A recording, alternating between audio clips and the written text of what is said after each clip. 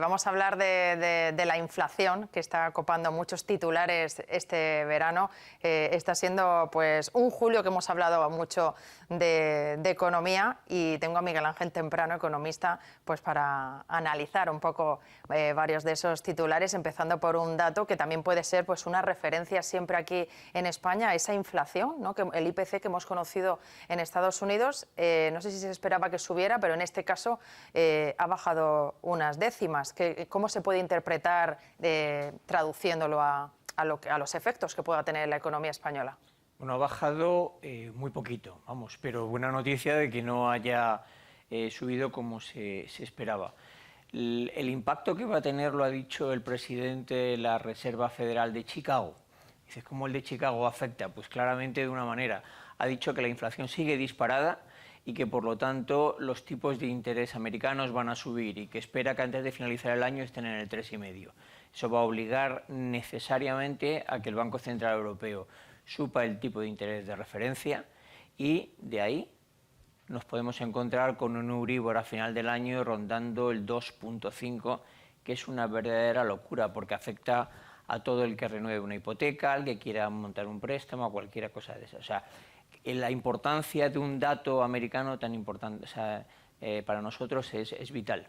Y eso afecta además a las familias, concretamente al ahorro de las familias, porque Alba Gutiérrez hemos conocido varios datos demoledores y las familias tienen muchos gastos que afrontar y cada vez digamos que tienen menos ahorro. Sí, cada vez en Nazaret son más recurrentes esos gastos porque las familias llevan una secuencia de agos básicamente por esa inflación que roza el 11%, la más alta, recordemos, desde hace casi 40 años. Una inflación en la que entra también ese consumo en la cesta de la compra que ha aumentado desde los productos más básicos hasta el precio de la luz. Hoy su escala llega roza los 274 euros el megavatio hora y la franja más cara la estamos viviendo ahora mismo en ese tramo de 9 a 10 de la noche. Además, son unos gastos, como decimos, que las familias tienen que afrontar con unos sueldos en España, un sueldo medio que llega a los 1.700 euros, nada, muy por debajo todavía de nuestros vecinos europeos. Pues son referencias entonces que no ayudan a ese consumo con esa nueva subida de la luz, esa inflación también disparada que todavía no ha tocado techo y con ese sueldo pues uno de los más bajos de Europa. Queremos saber cómo se la están apañando, si han cambiado sus hábitos de consumo. Pues una familia, vamos a saludar a su madre, Elena Paniagua, tiene 4 hijos, 3 de ellos universitarios. Elena, buenas noches. Hola, buenas noches. ¿Habéis tenido que cambiar vuestros hábitos de consumo con todos estos referentes, digamos, que hemos conocido con esta subida de la inflación?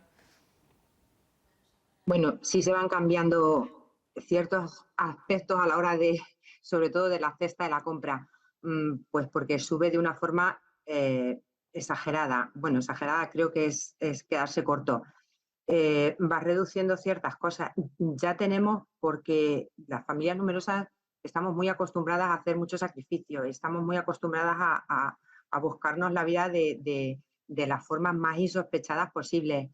Entonces, tienes que reducir, pues a veces en las cosas más insólitas, ¿no? Las marcas, yo creo que ya desde hace muchísimo tiempo hemos ido dejando de utilizar marcas, por lo menos yo lo digo en mi familia particularmente, y vas eliminando muchas cosas.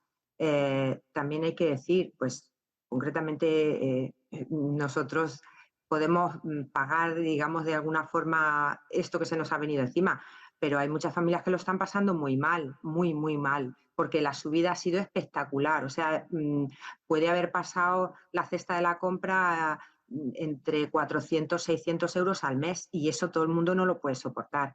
¿Eso es lo que más o menos os gastáis de media cuando vais al supermercado al mes?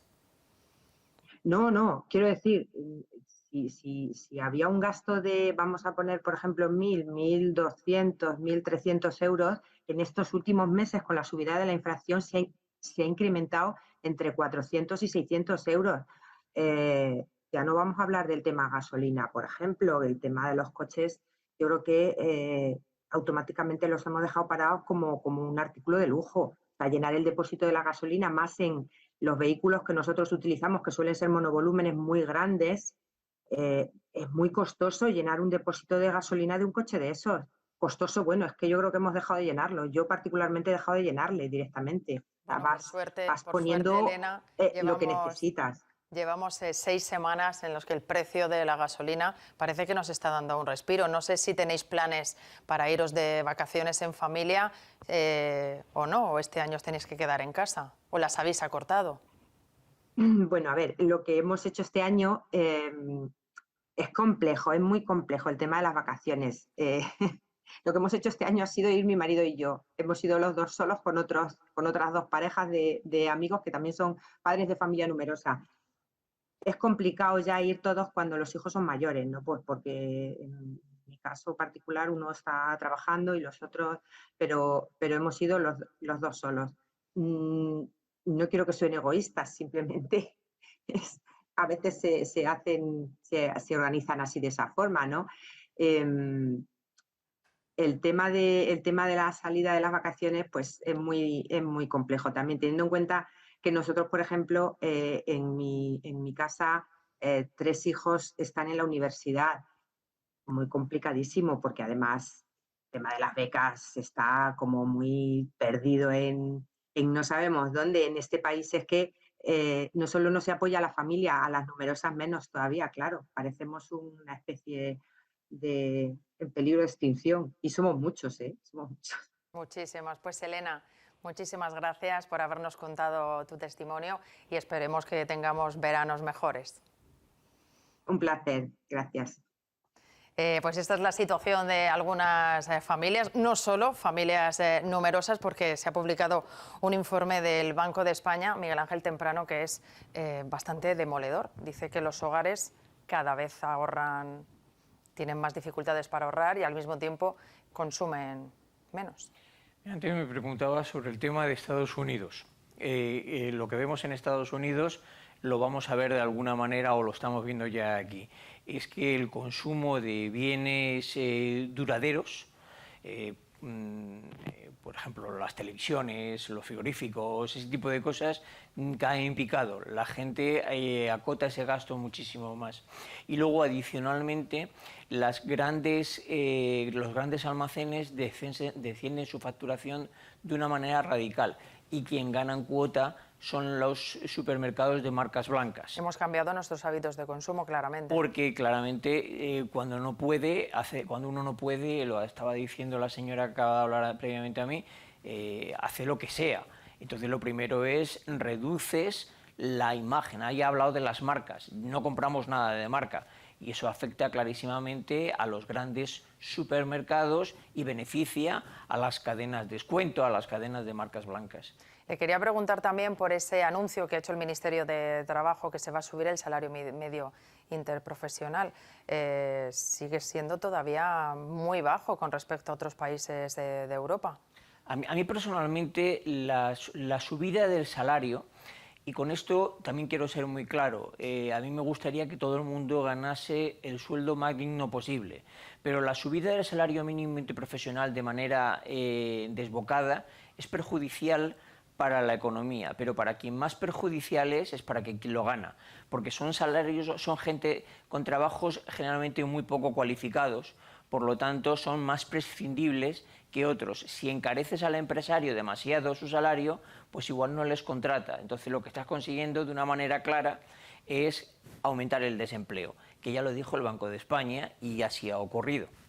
¿Y cómo se avecina este otoño que está casi a la vuelta de la esquina, Miguel Ángel? Pues se avecina muy mal. Y se avecina muy mal porque, desgraciadamente, somos un país que no hemos tomado ninguna medida para contener la inflación. Y el ejemplo lo estamos viendo en que tenemos casi 4 veces más que inflación que Francia, 3 veces más que Italia. Es decir, somos un país que no hemos tomado ningún tipo de medidas para contener el gasto público, que al final es el que tira de todo lo demás.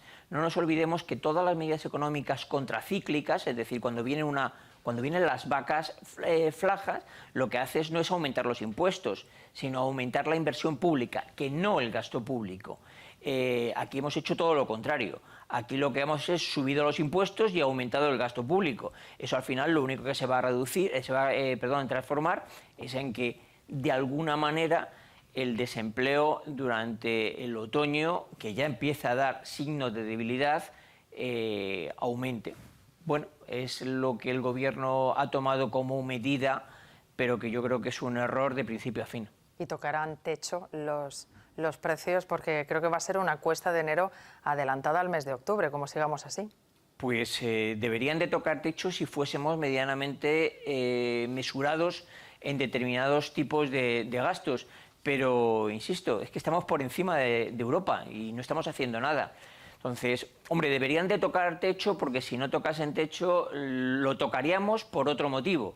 Es porque entremos en recesión y por lo tanto baje el consumo, y al bajar el consumo necesariamente los precios tengan que bajar precisamente porque no hay consumo.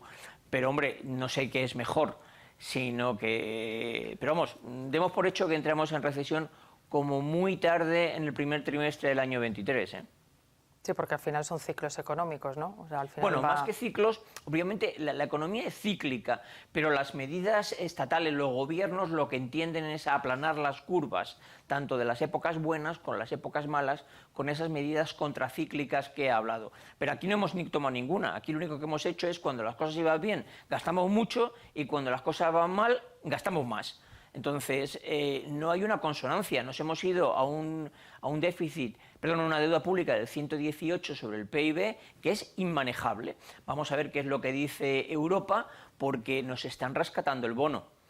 Si no tuviésemos el bono ahora mismo controlado por el Banco Central Europeo, otro gallo nos estaría cantando con el tipo, y bueno, eso lo único que va a hacer es aumentar nuestro déficit. Pues vamos a ver lo que sucede. Miguel Ángel Temprano, gracias. Gracias a ti. Bueno, y por cierto, lo que no toca techo